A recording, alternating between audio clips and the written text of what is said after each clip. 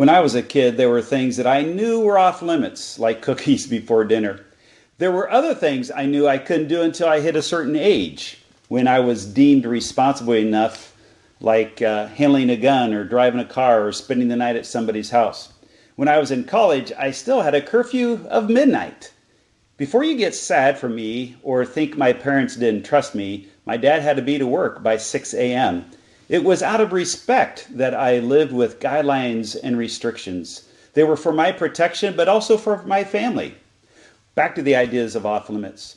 The Apostle Peter lived with certain limits as well, until he had a dream.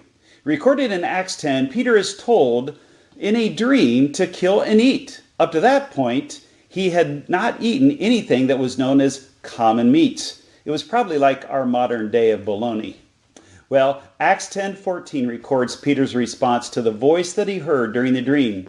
"Oh no, Lord, I've never so much as tasted food that was not kosher."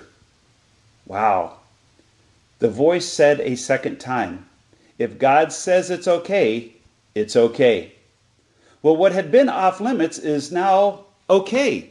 It confused Peter because he had not anticipated this change. It wasn't because he hit 16 or 18 or 21 that all of a sudden now he can eat meat.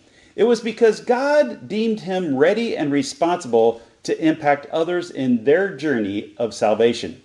So rather than the meat being off limits, the limits were off. Why?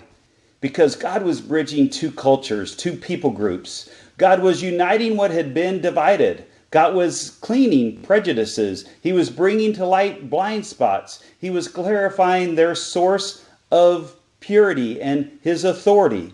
God was opening up the house to visitors so that they could become family. The punchline, Jesus' blood for the forgiveness of sins was to be made available to all. The limits were off. No one was outside the limits of God's love. And for Peter, it was time to share the gospel with everyone, especially the Gentiles, and even share a meal. You know, God's love knows no limit. So let's not limit our love to others either. Invite someone today to know your Jesus. Share your heart, share your life without any limits.